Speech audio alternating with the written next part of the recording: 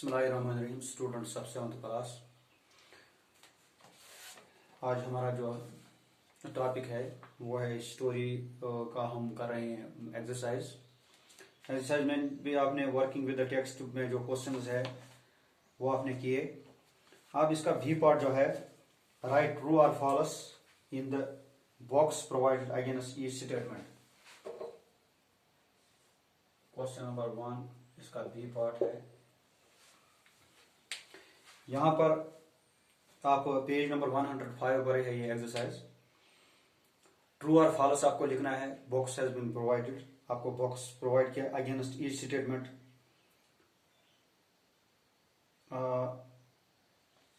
यहाँ पर आपने देखना है कि स्टेटमेंट्स दिए गए हैं और स्टेटमेंट्स में आपने देखना है कौन सा सही है तो उसको ट्रू लिखना है और जो फॉल्स है उसको लिखना है फॉल्स, जो स्टेटमेंट गलत है। Number first is Shambhu's father a writer and actor was dead. क्योंकि आपने पढ़ा स्टोरी में शंभूज फादर जो था he was a writer and he was an actor, तो वो मर गया था। तो ये स्टेटमेंट जो है ये is true, this statement is true. Number second है Shambhu's friend hated Tamil pictures but still saw the picture. क्योंकि शंभू ने अपने फ्रेंड से बोला था कि आप पिक्चर देखने के लिए आइए, तो but he hated Tamil films, उसने तमिल फिल्म्स को पसंद नहीं करता था। तो ये यहाँ कहा जाता है कि मगर उसने फिर भी इसने फिल्म देखी, तो ये फॉल्स है, उसने फिल्म नहीं देखी। तो दूसरा है इसमें यह है फॉल्स। नंबर थर्ड है कुमारी वाज शंभूज सिस्टर। कुमारी जो थी ये शंभू की सिस्टर थी। कुमारी इस पिक्चर में जो है, पिक्चर में वो डॉटर, उसका वालिद जो था उसकी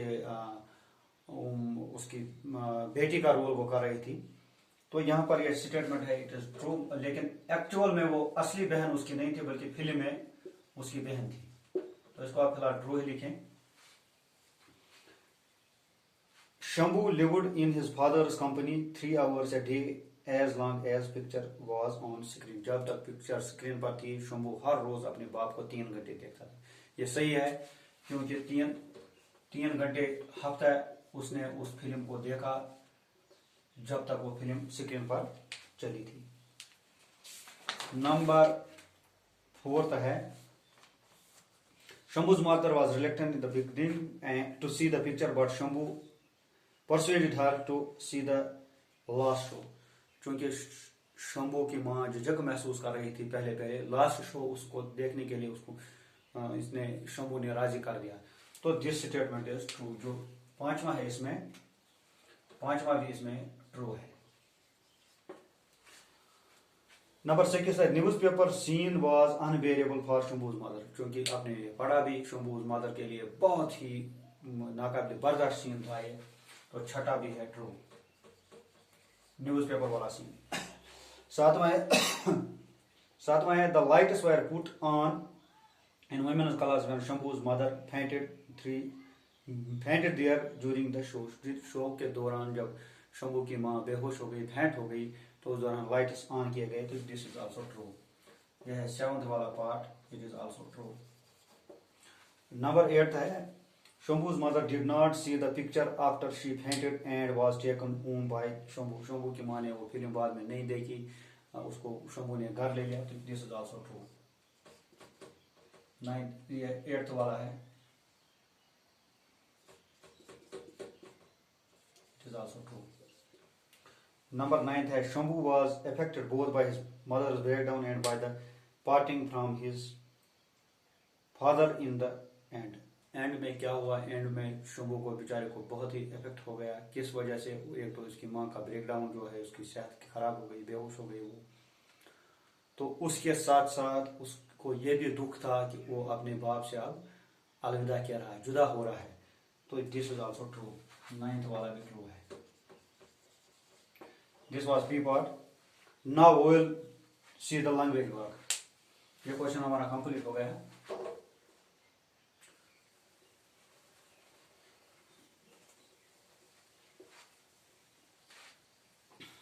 language work।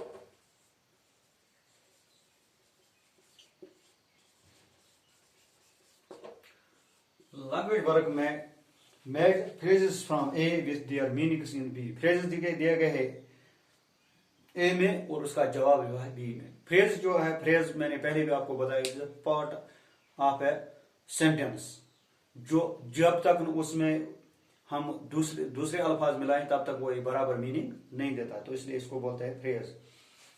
नंबर फर्स्ट है, इसमें आप पहले हम पढ़ेंगे ये तब, ताकि आपको अच्छी तरीके से समझ में आ जाए। ये ए और बी है, ए में फ्रेज है, बी में इसका जवाब है, मीनिंग है।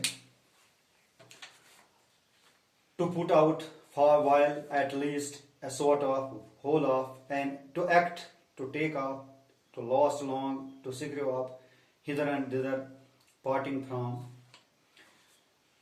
to put out, यहां से अब हम देखने here and there, away from someone, to keep the lights off, a kind of, to play the role, remain for a long time, all, minimum, for some time, when an aircraft leaves the ground, to gather one's courage। ये meaning से to put out means होता है बुझा देना, तो यहाँ से आपको सी पार्ट है इसमें, to keep the lights off, बत्तियां बुझा देना, लैंप बुझा देना। यानी ये जो फर्स्ट पार्ट है, यहाँ से फर्स्ट पार्ट है, इसका जवाब जो है यहाँ से सी पार्ट में आएगा। इसका करेक्ट आंसर है यहाँ से सी, पुट ऑफ। ये to keep the lights off for a while, कुछ देर के लिए। तो यहां पर आप अवे नहीं, देखिए आप यहां से for some time, for a while होता है फॉर सम टाइम, तो यहां से जो दूसरा है, दूसरे के लिए आई पार्ट है, इसका आंसर है। नंबर 3 है at least.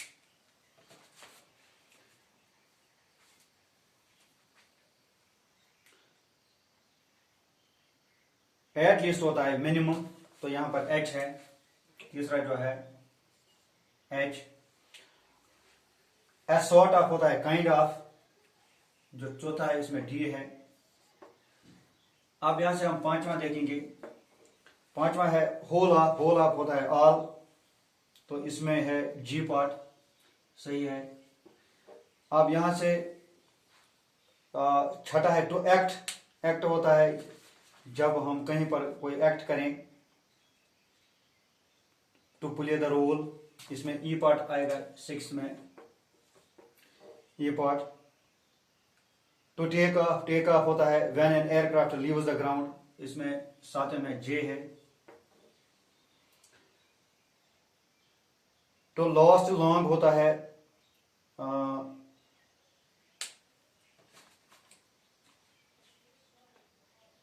Remain for a long time, इसमें एफ है, 8वां एफ है। आप जब 9वां देखेंगे तो सिक्रियो आप, सिक्रियो तो आप होता है कोरेज को गैदर करना, टू गैदर वनस कोरेज, हिम्मत जुटाना। 9वां पार्ट जो है इसमें के है। अब यहाँ 10वां और 11वां रहेगा हिदर एंड डियर। आपको मैंने पहले भी समझा दिया है, पहले हम इस्तेमाल करते थे इंग्लिश में हियर एंड डियर के लिए। 10वां जो है, 10वें के लिए आप ए पार्ट है। अब जो 11वां है पार्टिंग फ्रॉम, पार्टिंग फ्रॉम होता है जुदा होना, तो इसको बी पार्ट आएगा। तो ये है अवे फ्रॉम समवन। तो ये जो है फ्रेजेस, इनके मीनिंग्स आपने किए, ए और बी को आपने मिला दिया। तो उसके साथ साथ आपने ये भी ट्रू फॉल्स वाला क्वेश्चन भी किया। अब इसका ग्रामर पोर्शन रहता है, तो ग्रामर पोर्शन में आपने देखना है नरेशन। नरेशन एक इम्पॉर्टेंट टॉपिक है आपका, तो इंशाल्लाह हम ये कल इसको करेंगे। तब तक आप ये जो 2 क्वेश्चन आपने किए, इसको 1-2 बार पढ़िए ताकि आपको अच्छी तरीके से ये समझ में आ जाए।